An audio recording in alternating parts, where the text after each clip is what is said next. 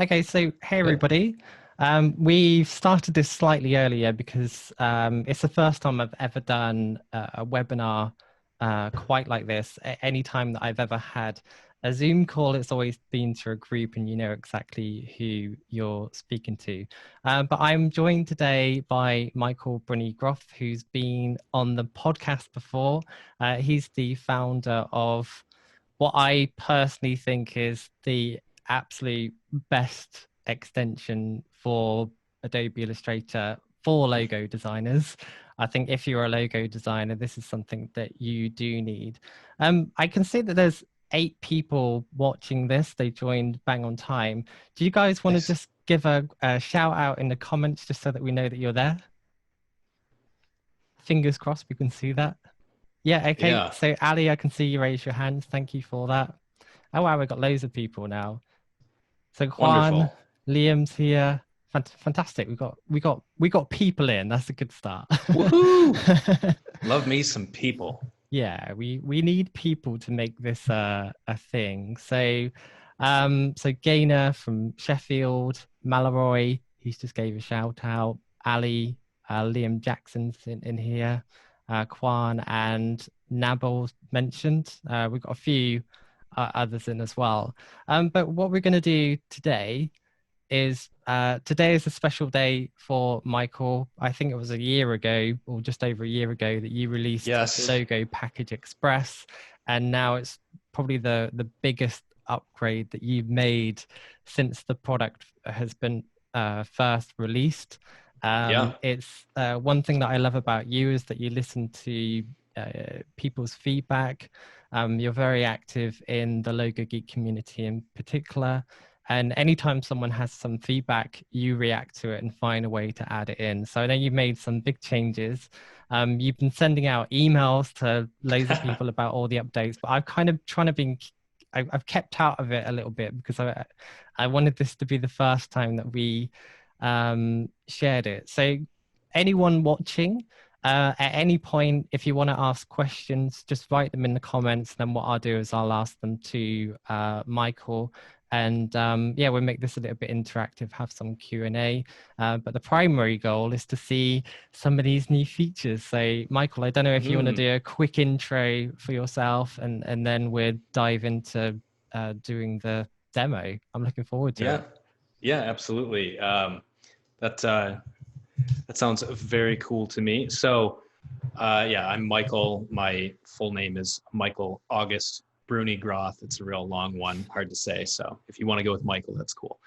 Um, yeah, I started this journey in the summer of 2018. I began making a very, very rudimentary version of this product. And at that time, it was called the Logo Package Automator Bundle. It was a very easy name to say. And it was just kind of scripts and actions and things that people are used to doing with inside of Adobe Illustrator to make things faster. But I kind of had bundled up it in a unique way. And I believe you even had that original bundle version, Yeah, I had that Ian. as well. Yeah, I mean that already shown a lot of potential because for Mhm. me, even though in comparison to what it is now, it made a process that used to take maybe an hour in some cases down to about 5 minutes. Right. But yeah, Yeah. already then that was a good product. Yeah. So, I mean, once it started selling, I realized, okay, I've got to take this to the next level, and I made the extension version of it, and I launched that in May. So a little over a year ago, and with the support of my affiliates, people who wanted to share on my behalf, like yourself, Ian, and Mhm. a number of other people, it really took off. And thanks to that, I was able to get a lot of feedback from people. Um, and I kind of took the most popular requests and figured out a way to integrate them into the extension. And so a lot of those things we're going to be able to take a look at today. I just want to get a feel for the people that's watching live. Are you guys all already users of Logo Package Express, or have we got any people that have never seen the product already? Yeah, that'll be interesting to see. Fantastic. Brilliant, brilliant. Well, okay, so we've got a few people that haven't seen it. So I think when you do your demo, Yeah, even though I know there's loads of corny features, we do need an to overview. bear in mind that there's some new people out there that have never seen the product. So whenever you're ready, go into these Yeah, new updates. I'm looking forward to seeing them. absolutely. So I'm going to share my screen, and then why don't you? I probably won't be able to see the chat anymore. Oh, Yeah, yeah, yeah, you've yeah. got to turn on screen sharing for me. But yeah, let me know if people are having questions or um, So yeah, I've that added should do a it. link into the chat, and just to be transparent, that's an affiliate link. So if you purchase through that link, um, you'll be helping to support the Logo Geek community and Logo Geek podcast without any extra cost to you. That's one of the ways that Michael's been marketing the product by using affiliates. So um, I'm always happy to answer any questions in relation to that. But yeah, I just need to allow screen sharing. Yeah, so you should be allowed to screen share now. Awesome. Yep, there it is. So I'll just move us off the screen here. Okay, is that showing up? Can you let me know if the attendees Yeah, are able I to can see the see screen? you.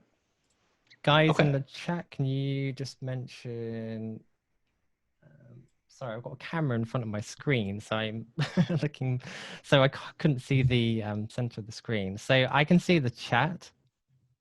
Okay. Um, so yeah, go through the demo. So what I've done is rather than Michael using that leaf logo, which I'm sure everyone knows, we've used that.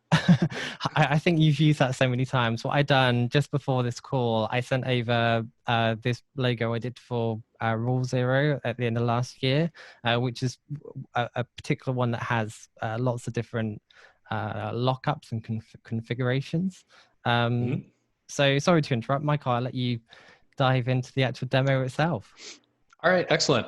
So for people who are unfamiliar, when you download an extension or install one in Adobe Illustrator, you have to come up to Window and then Extensions, and then you can find your list of extensions there to open it up. This is the extension window here, and the starting screen has instructions for you to select your logo and click Set Logo.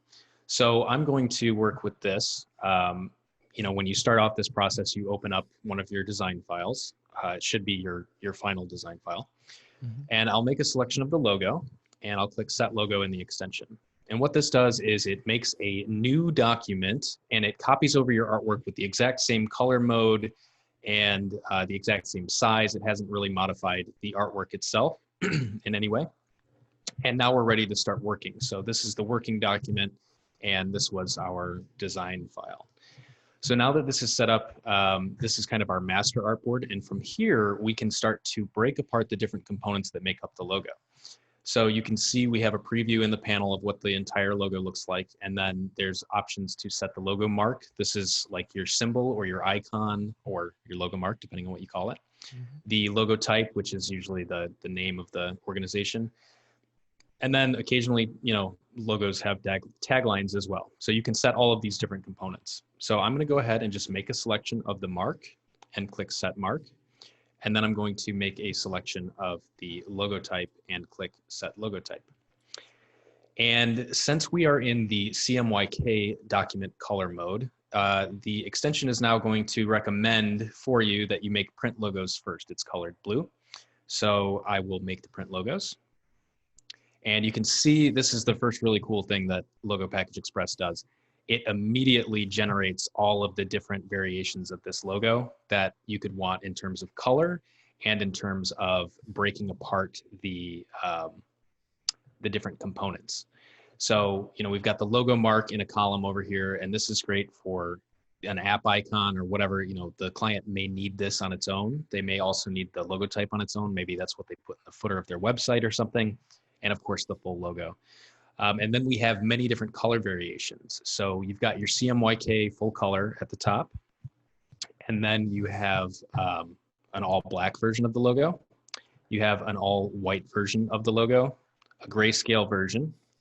And then inverted is basically part of the logo stays in color and the rest of it turns to white. And that's something you can use over top of photos or solid color backgrounds. And then of course, because there is color in this version, we're providing a Pantone coated version, a Pantone uncoated version, and same thing for the original color files. So one really cool feature of Logo Package Express is that it will automatically convert your logos into Pantone. And this is great if you don't have access to Pantone books, right? You might not have gone through and picked out swatches. So you can rely on Logo Package Express to make a really good Pantone conversion for you. And you can see here, this is the comparison between the CMYK version and the Pantones that we've generated. But of course, if you already have Pantone colors, you can use those instead. That's no problem. And I'll show you those settings later. So that takes care of the variations. And then the last thing to note before we export these logos is that sometimes the extension is going to make logos that are redundant. So for example, this reverse logo, the logo type is white. And with the inverted version, the logo type is also white. So if I didn't want these, and the same thing with the logo mark, it's in color the same as this. The black background is just so you can see the white artwork. It doesn't get exported. So I can go ahead and delete all these because I've already got versions of these. I don't need the redundant logos. Anything you don't want, you can delete and it won't be exported. If you didn't want any grayscale versions, you could just delete all of them. They wouldn't be exported. That's great. So we have generated the print logos. And now what we can do is export the print logos. So I will click export and I'm going to put in the client name. I'm just going to do RZ as sort of a prefix. And then I'm going to grab the logo package folder that I made ahead of time. And now I'm going to create logo package. Now for ease of demonstration today, I've only selected one file format just so this will move quickly, but I'll show you all the different file formats you can export as well.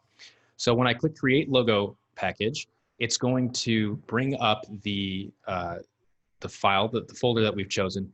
And you can see it's automatically generating pre-named folders and it is sorting our logos that it's exporting with names inside of them, like they're pre-named, and they're going into a folder structure automatically for you. And it happens really, really quickly. And we're already done with the print logos. So before I move on to the web logos, is there anybody in the comments who has asked about anything yet? No comments or questions yet. Is everyone still there? Just give us a shout out so that we know. Cool. We got people coming through. So we've had a question, would a client want all of these versions? Yeah, that's a great question. So essentially, you are the designer and it's your choice. You might only give them a white version and the color version. I mean, that goes to what you personally want to provide. But I can tell you that there are a lot of different contexts that logos need to live in, and these color formats help those, right? So full color, obviously that makes sense. That's how you designed the logo.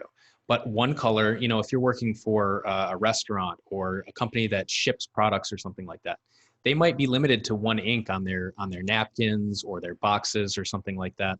So a black version of the logo would be great. Same with a grayscale version if they are limited to black and white for some format. White is really great because oftentimes color logos are hard to see on top of images or colors. And if you want to have a lot of variation in your design, or at least a lot of possibilities open to you, you're going to want white logos.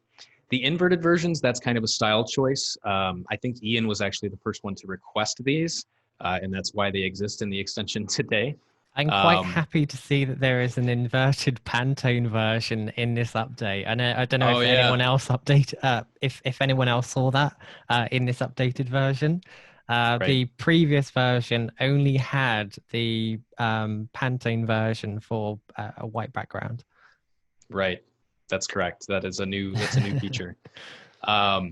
So yeah, and then Pantone Colors, if you're working with a client with a really small budget and they're not going to be printing things in Pantone, yeah, you don't need to give them Pantone Colors. They'll probably print mostly with digital printing using CMYK. But if you think that the company that you're working for, the client is going to grow and they're going to have a lot of different contexts for their logo, the more that you provide, the better, because later on, they're not going to come back and ask you for all of these things that you could have provided anyway. And before Logo Package Express, yeah, the idea of making all of these variations and exporting them all manually, one at a time, is really daunting. But now you can get all of these variations in about 3 minutes anyway. And they're sorted in a way that should help your client be able to figure out exactly what they're for. So, provide as many or as little as you want, but the ones that we create are certainly recommended, but you don't have to go that route. Was that the only question before I move on? Yeah, there's been a few comments, but no other questions. So I think we'll just move on. But whilst you're doing that, I'm gonna quickly provide an answer for that question as well. So sure. when I work with clients, what I explain to them is that I provide everything that they should need now and ongoing. And I think that's one of the ways that can differentiate you from the cheaper options out there, because you are providing a very comprehensive kit. And I think as long as you provide some kind of user guide with those files so that clients know which ones that they need for what instance, I don't see any harm in providing your client with everything that they should ever need. And as Michael has shown you, like the grayscale ones, personally, I don't provide those. I just generally take them out because I would prefer them use the one color black version, but I'd rather have it there as a feature. And then if I did ever need that, it's just automatic. It's easy to take out. Right. Well, excellent. So far what we've done is we've taken a logo from a final artwork file, set it in the extension, and we've made all the print variations. And then we exported them. And that went into pre-sorted folders and everything was named. Now, the next step is if you are providing files for the web, you'll want to make your web logos. So we just come over and press make web logos. Can I just interrupt because there is a question about this from Graham. He's asked, how does the package deal with image size like the PNG, JPEGs, or does it use the initial vector artboard as its reference? And you can answer that question whilst you run through this. Yeah, that answer is just going to be shown to you and you're going to love it. So stay tuned and you'll see how that works.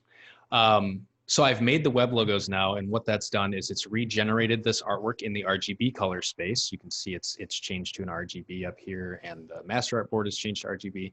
And this has done an automatic conversion of your colors to RGB as well. So again, I'll just delete the ones that I don't want. I don't need these two redundant logos down here, and I can export the web logos. Yeah, I'm gonna save the. I'm gonna save talking about the file sizes for just a moment. So the client name is the same and the directory is the same. And now what it's going to do is it's going to start creating. We had print folders before, and now we're going to get digital folders. And actually, you're seeing a lot of JPEGs and PNGs coming in right now. And these are according to the settings that I put in the extension. And if I open these, well, I'm gonna have to wait till the extension is done exporting. But we're running through all those variations, and you can see it was very quick and it's done already. So if I open up these files, you can see we have a whole bunch of JPEGs and PNGs and that sort of thing. So, at this point, you're done with your logo package. You've exported the print files, you've exported the web files, and now you've got this really comprehensive list of logos that's pre-named and pre-sorted. And that is the gist of how the extension works. Now I can go into sort of some of the more fine settings and the major new features and stuff like that as well. So that's the basic demo. Brilliant. So for people that haven't seen this product before, do you guys have any questions based on what we've already seen? And just as a caveat, there are lots of little settings and so on that we can go into. Right. but based on what you've seen, if you have any questions, throw them in the chat and I'll get Michael to answer them. Yeah, I actually found a way to open the chat. Oh, brilliant. Good stuff. So I can Good see stuff. now. Yeah, so you can see it yourself. Good. Cool, cool. Yeah, to the person who missed the web one, it just exported and put them all into digital folders inside of the folders we'd already created. Okay, cool. New features, so new features. new features. Yeah, I'm ready. The first major new feature that I wanted to share with you guys may or may not have a big impact on you.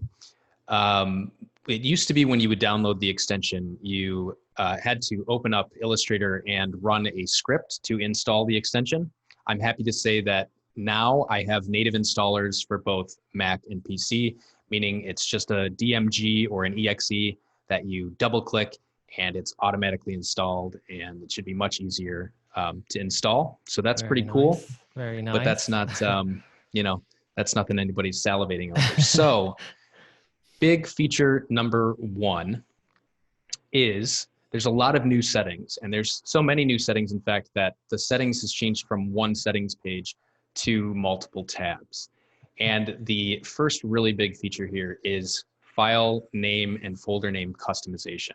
Okay, so I export files with a set naming convention into a folder structure, and that's what I put into Logo Package Express. But that's not necessarily going to work for everybody, and part of what makes you valuable to your client is your methods. So you can totally customize the file and folder names.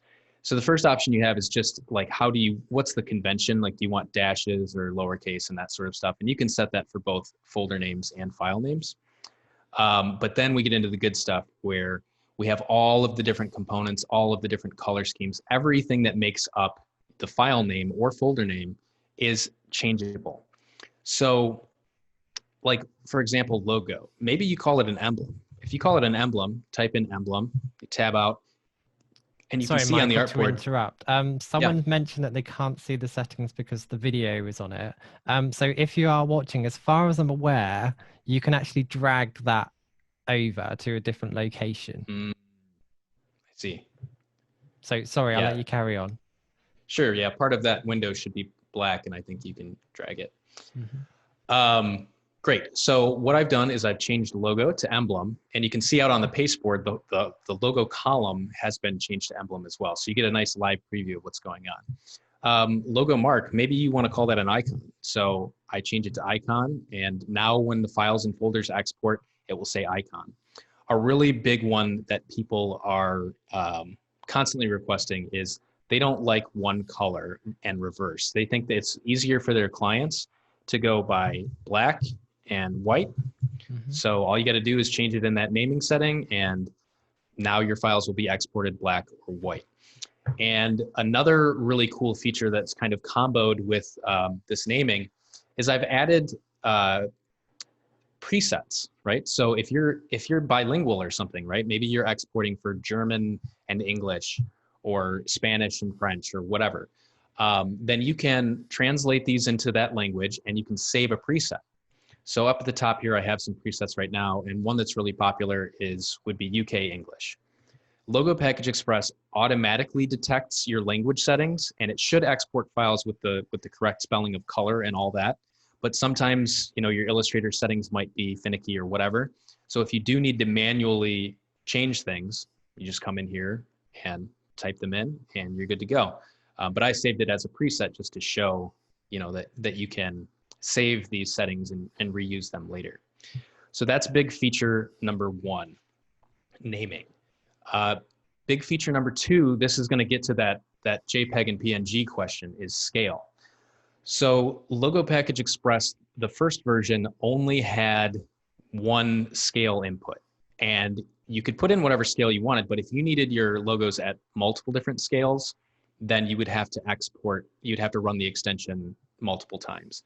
So we've added multi-scale export, and you can add as many scales as you want for web and for print. But it's important to note that the vector files will only ever be exported at the size that your original artwork was, because vector files are scalable and it doesn't matter.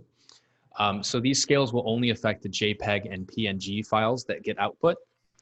And an additional new feature that ties in with this is I have added the JPEG format to print file formats. JPEGs can hold CMYK document information, and they can also be high resolution. So it is feasible that a client may want a JPEG for printing. I don't personally recommend it, but if your clients are asking for it, you do have that option.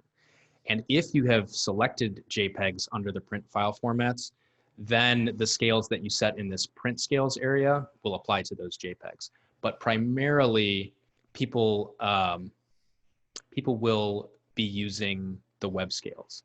So I want to see if there was something in the comments. I think they were just responding. Yeah, cool, right. Yeah, so this is a huge time-saving feature to not have to run the extension multiple times. And again, you can combo this with the presets and come in and say something like app icons, right?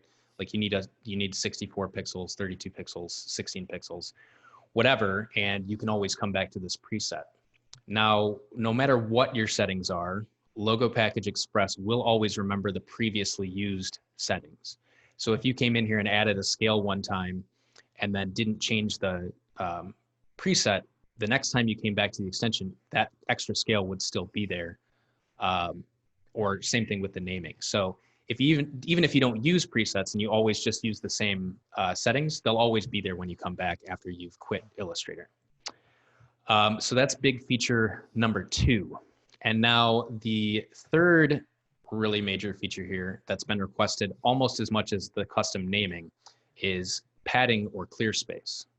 So a lot of you probably know clear space is just a safe area around the logo where no other elements are allowed to be that close to it. I call it a barrier against ugliness. And a lot of people like to add clear space to their style guides, but some people also like putting them in the files themselves. And this will help your clients from putting things too close or whatever. Anyway, how does the feature work? So by default, all of the sides are linked. So if I put in, say, 20 pixels, then you'll automatically see it applied to the pasteboard on the fly. And this now has 20 pixels of padding around it, which is great. But I can also unlink and I can add more padding to the top and to the bottom. I don't know why you would ever export a file like this, but there are times where you want more or less space, next to the mark or whatever. So you can totally customize the padding, and everything will get exported from your JPEGs and PNGs to your vector files will all have this padding in it. And one thing you could do here is you could use it to sort of hack the artboards to make let's see, I'll have to fine tune this for a little bit here, but you could hack these to make like perfectly square artboards for your social media avatars and stuff like that. There's an easier way to make social media logos that if somebody requests, I'll demo it, but you can use the padding as well. And across all of these settings where size is an issue, you can set any unit you want. If you want inches or picas, a lot of people set clear space in picas. So I'm actually going to go back like 1p3 or something like that. And it'll also do the conversions in the field. So if I typed in 4 inches or something here, you can see it automatically converts. That's just kind of something that comes standard with Illustrator, but we've included it in the extension as well. So padding, big major feature. Okay, the next really big feature, something that I'm sharing with people, not just kind of like a bug fix or a small update, is a Pantone first workflow. So I'm going to actually close this logo package working file here. Just before you move on, we do have a couple of questions. I don't know if you want to answer those first. Yeah, absolutely. So do you want me to scan through? Oh, yeah, sorry.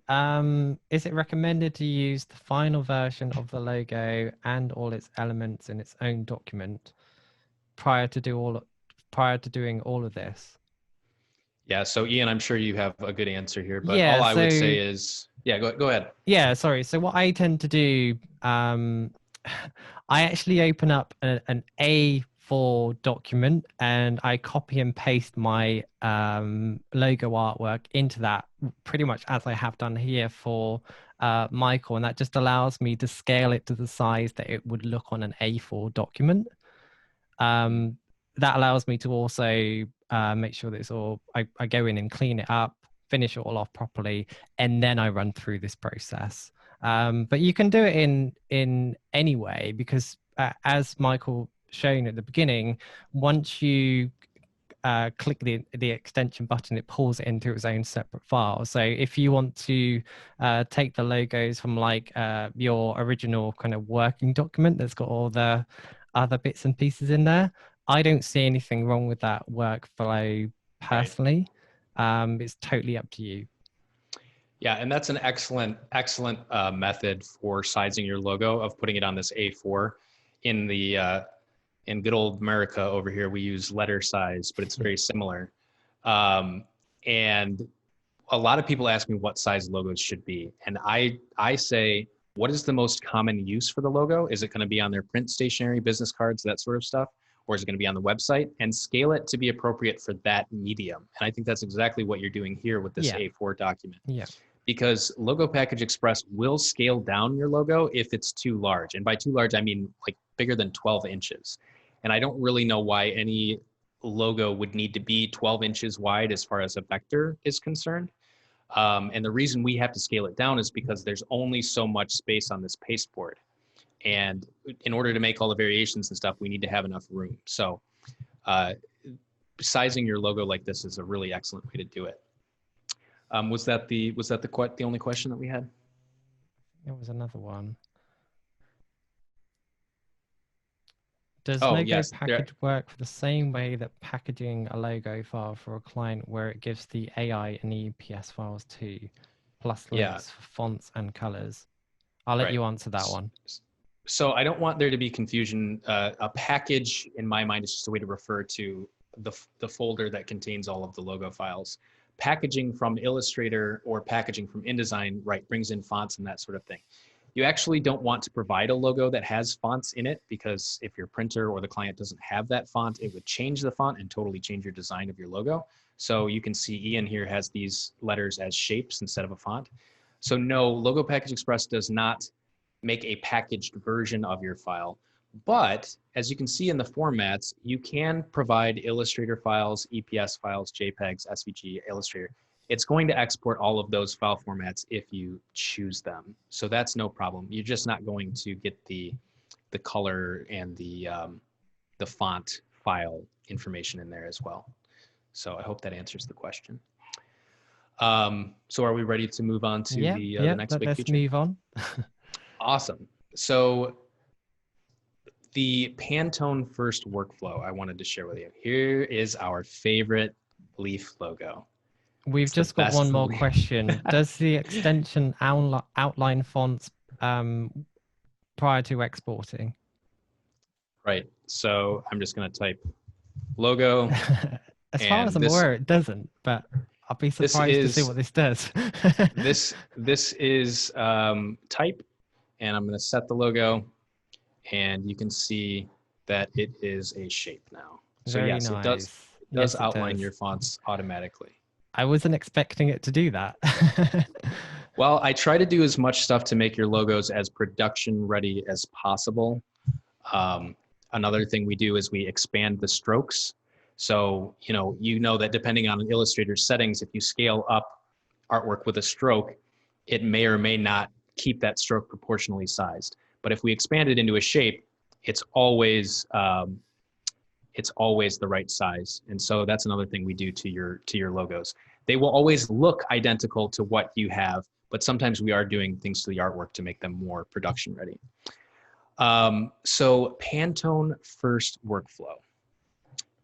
When you set a logo from that CMYK or RGB, it brings that information over and then it automatically converts to Pantone. But some people like to color their artwork with Pantone first. Maybe they actually even pick a Pantone swatch and then choose the rest of the colors based off of that. So if you are working with an artwork that has, if you have artwork that has Pantone swatches applied, like currently this is using Pantone 360C for the green and 7677 for the purple, and you set it inside of Logo Package Express, what it's going to do is it's going to retain those Pantone swatches. And then when I make print logos, it's going to reapply those Pantone swatches to the Pantone options. So you can see if I come down here, I have 360C and 7677C. So this is a really great way to work from Pantone first if you want to, and it all happens automatically. What used to happen is somebody would bring in a Pantone, it would convert it to CMYK and then reconvert to Pantone and perhaps be a totally different Pantone color than they wanted in the first place. So this is a new feature and it should help out people who work with Pantone artwork. And I think that takes care of the really big major features. So I'm happy to answer questions, and if people want to know about any other like nitty-gritty details, I'm happy to share. But those 4 features, from the naming customization, the multi-scale export, the ability to add padding, and the Pantone first workflow are the major things that are coming to this release, or have come, because it's live, it's out now. Very nice. I do have a quick question myself, and it was about the Pantone colors. That original document you had, was that the coated version of the Pantone, and it's converted that automatically to uncoated? That's correct. I have, you can only, apply like one swatch to artwork. So I did it encoded, and then when it converted, it automatically applied the uncoated versions of those Pantone swatches as well. Yeah. Sure. Now, this is the way I would say probably 90% of people work. They just pick a swatch that's either coated or uncoated, and then they pick that same number for the opposite format. There are people who, in order to get a closer match, and actually this is how the standard conversion in Logo Package Express works, they will pick different swatches for coated and uncoated to get a closer match to some ideal that they have. Yeah. And if that was the case, and you're working with Pantone first, you would have to manually recolor whichever option wasn't accommodated for. But it's really good to know that any changes you make to these artboards before you export will be retained in the export. So like this grayscale version, for example, if I wanted this to be black instead of gray, but keep everything else gray, that's fine. You can make those updates, those little tweaks, and then when you export, they're maintained. So recoloring anything any way you want is also a possibility with Logo Package Express. So we had a couple of questions along the way. I've seen this question been asked a few times, and I know the answer myself, but I'll let you answer it. So do you have any plans to work with Affinity, or is this an Adobe exclusive? Oh man, I like the sound of Adobe exclusive. It makes it sound like Adobe hit me up and they were like, come on stage and talk about something. Yes, it is only for Adobe Illustrator CC 2018 or newer. So it won't work with CS6 and all that stuff. As far as Affinity goes, I love you guys. I love the Affinity people. I'd love to make something for you. Affinity does not allow for scripting or actions, or what are called macros, where you can record things and play them over and over again, or plugins. So there's really no way that I can make a product for Affinity at this time. But if you're an Affinity person, please keep an eye out, look at their forums, whatever. If there's an update where they start accepting plugins, email me, michael@thelogopackage.com, because I want to know. But as of right now, they don't have that capability. Okay, another question.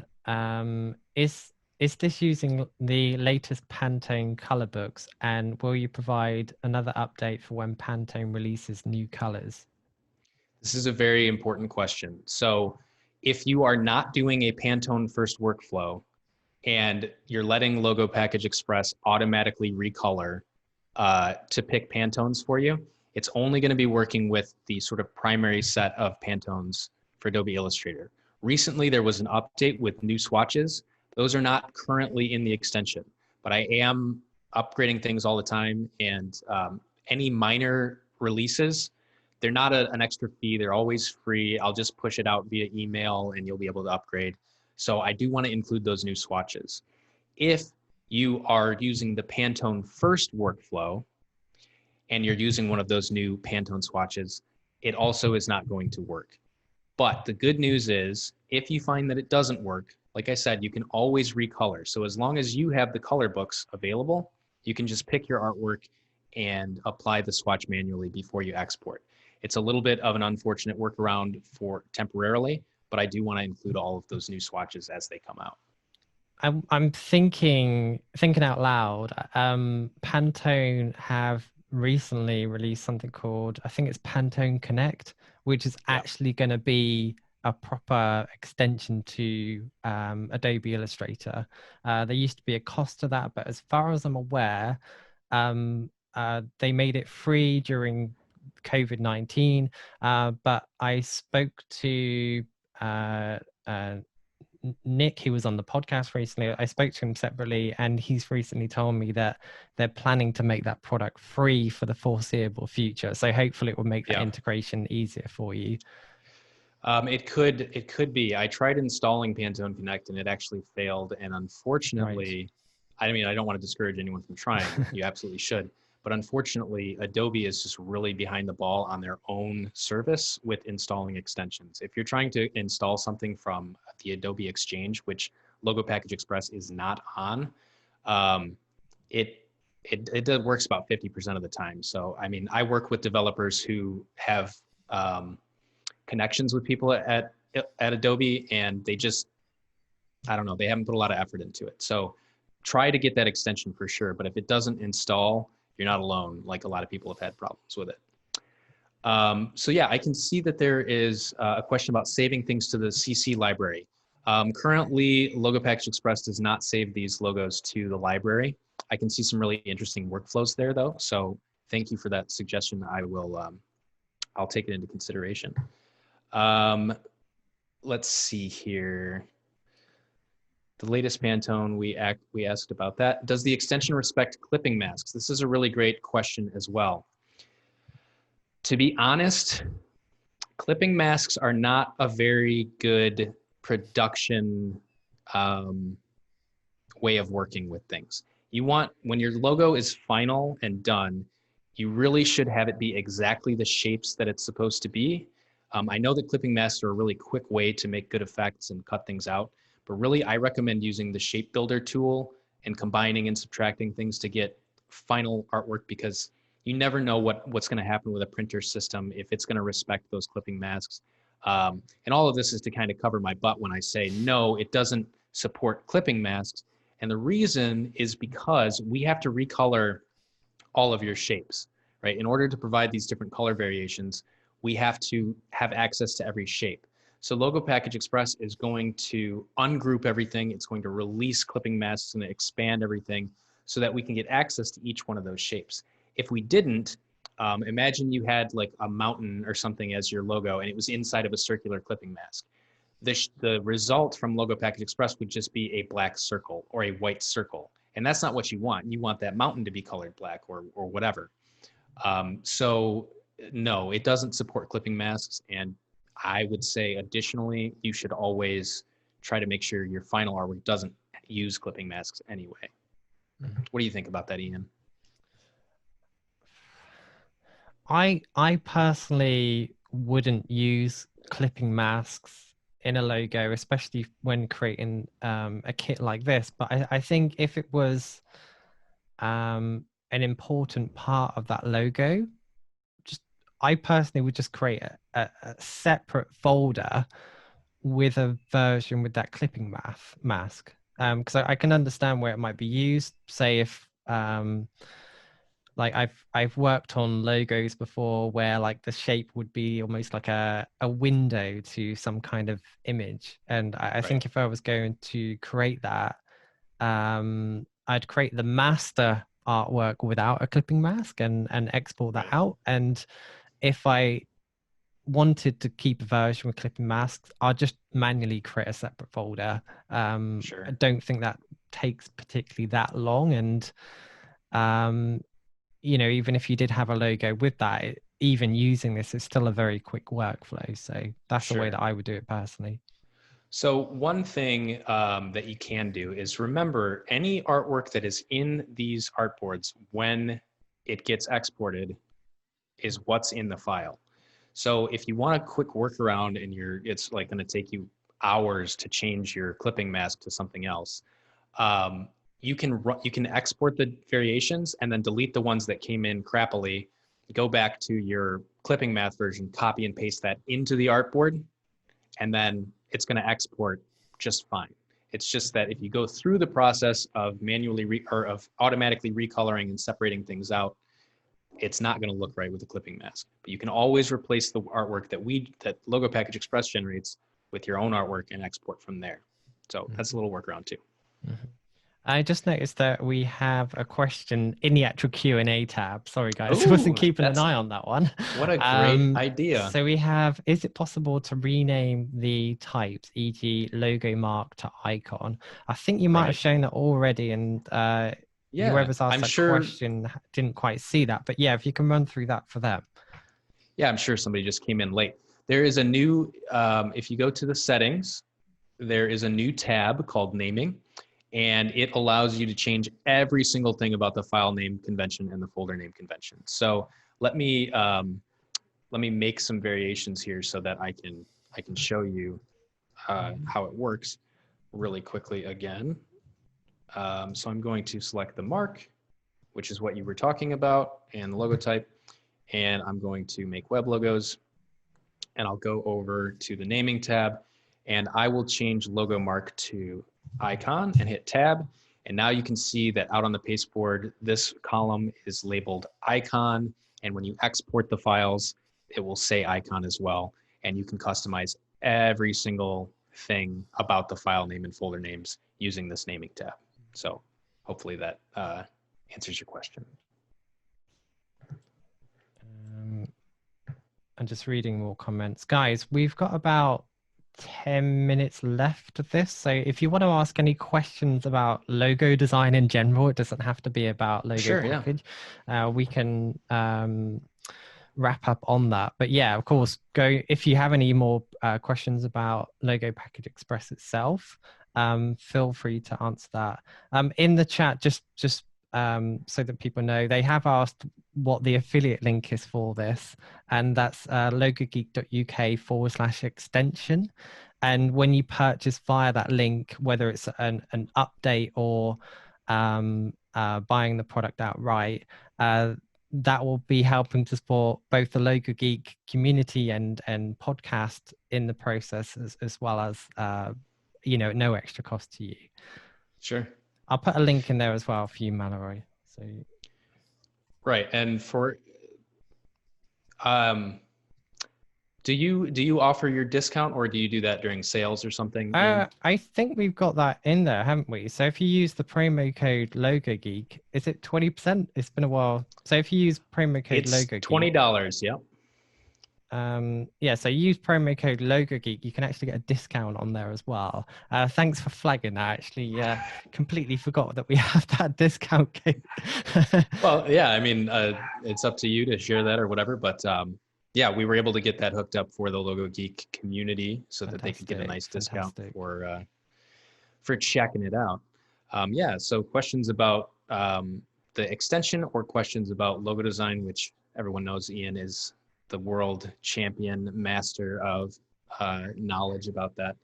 If we don't get anything, I do have something I can show you that's important, Sure. which is this logo that Ian sent me has a lot of different variations.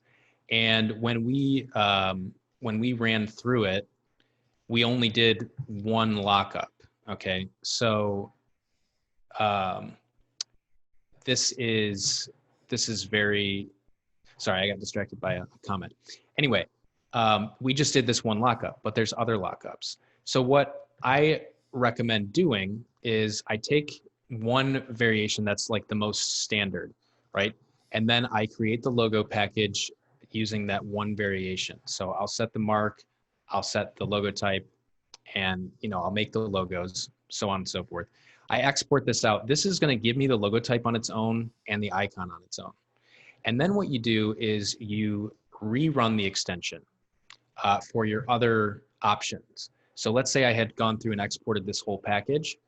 Then the next thing I would do is I would grab this version, I would set it, and then I don't need to break the components apart because I already have them.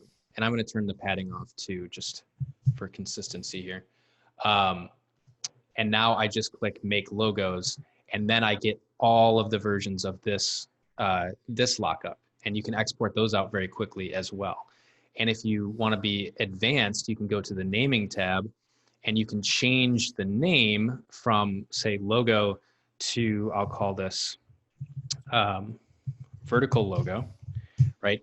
And then when you export, you're going to have a brand new folder called vertical logo, and all of these variations are going to be in it. And you can just repeat that for the other two variations. And this is only going to add another 3 or 4 minutes to your process. And that's a really quick way to export multiple different layouts for any given logo as well. Brilliant. Brilliant. Well, I'm always doing different lockups like this. Yeah. And this particular project, I wouldn't normally have done as many configurations as I did. It was just because of Logo Package Express that I actually thought, you know what, I'm going to do different versions like that.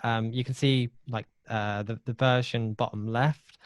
That would have been the bog standard one to use on, say, a website. But then there's the version with the cube in the center. That's what they'll be using on the front of their shop. So I could offer that extra flexibility. And I probably wouldn't have done that if it wasn't for having this product, just because it's made it a lot faster for me. Right. Nice. We've got a couple of more questions in here. Ali, you've asked if can you share a scenario from your work, please? Can I ask the reason why you're asking that question? Like, is there a specific challenge that you're facing? And we can try and emulate it on this call. Or if after this call, if for whatever reason you need to, you can just email it over to myself or Michael, and we can have a look at that. Mallory's asked, this may sound like a silly question, but what is your process for remembering the font that is used prior to expanding it? I see this question all over the internet. So I'll answer that the way that I do it. You can share how you do it.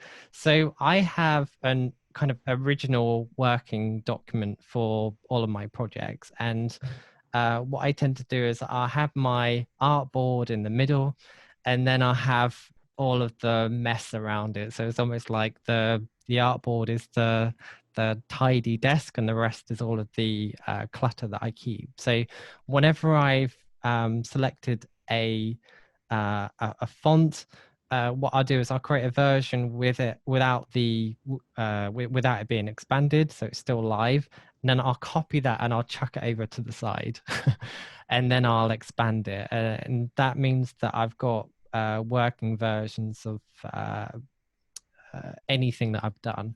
I also do that prior to creating outlines on anything, or sometimes I'll combine multiple shapes. I'll keep them all as like a live object rather than expanding it. But yeah, that's pretty much how I personally do it.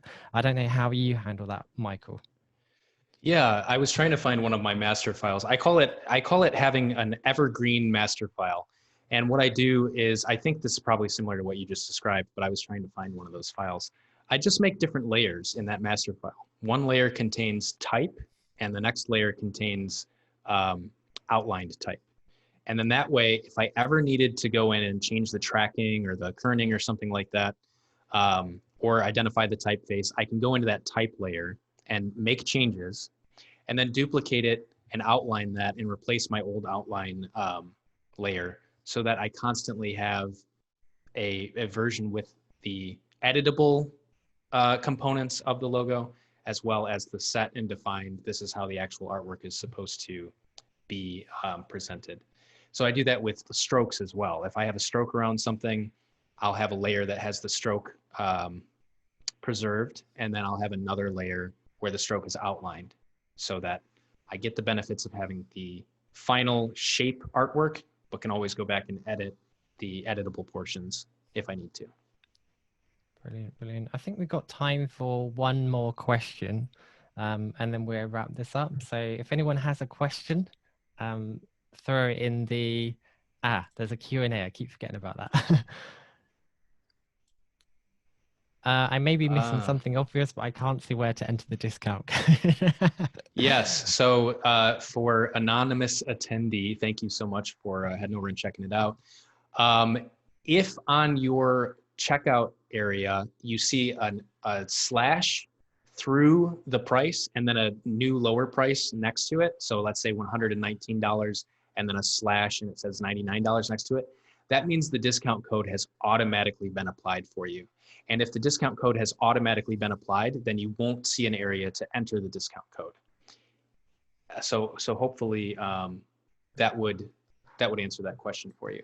If there is some problem where you're seeing $119 and you need that discount code, please email michael@thelogopackage.com and I will send you a direct link that will apply the discount for you and should be good to go.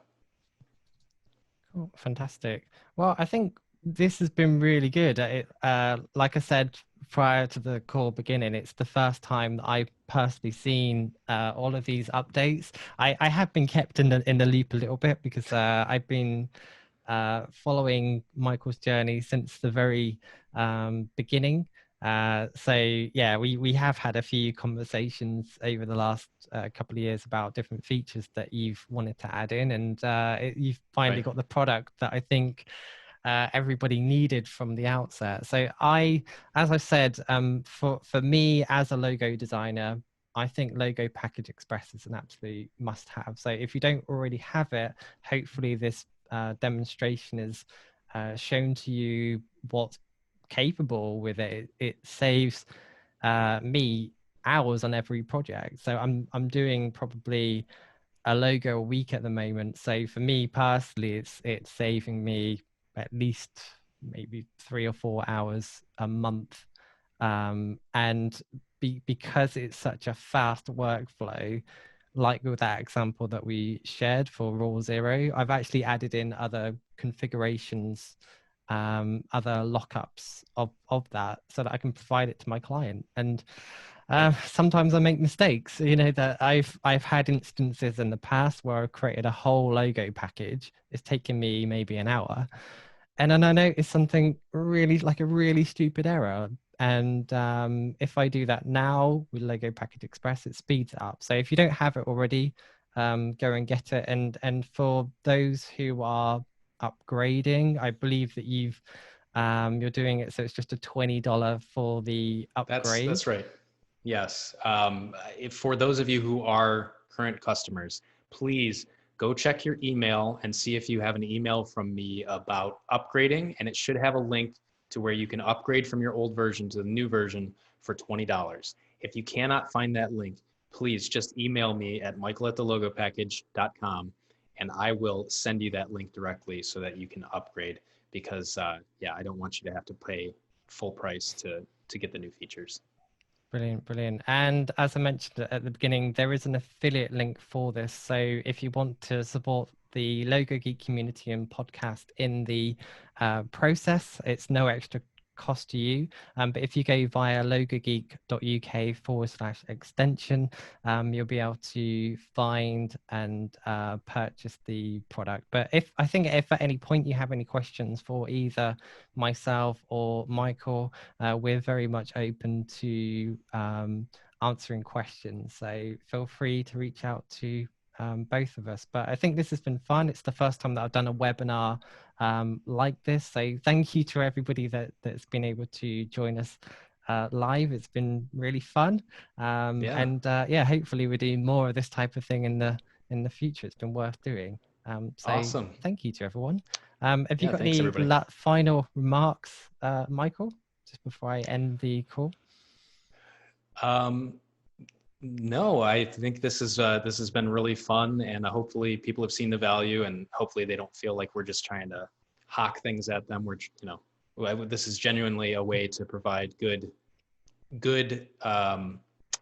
deliverables to your clients. And if you don't buy it, there's a lot of stuff on my blog that just helps you learn how to package logos better. That's blog.thelogopackage.com. And if nothing else, hopefully you learned something about the process today, which is really the most important thing. I think it's a So fair yeah, exchange of value. You put a lot of time and effort into building the product, and that whole duration of building the product and working with developers and planning it, putting right. it together, engaging with the community, finding out what they need, listening to people. I've never seen such a reactive company. And I know it's basically only you and another developer, but I think you've done an amazing job, and it's a fair exchange of value. So thank you to me for, and to everyone who's listening, for creating it and really feeling like you listen. It's Awesome. nice, and I'm really looking forward to using the updated version. Well, cool. I'll see you soon, and anybody who wants to chat, hit me up on that email, and we'll do it. So thanks. Brilliant, brilliant. Thanks everyone. Have a good day. Bye bye.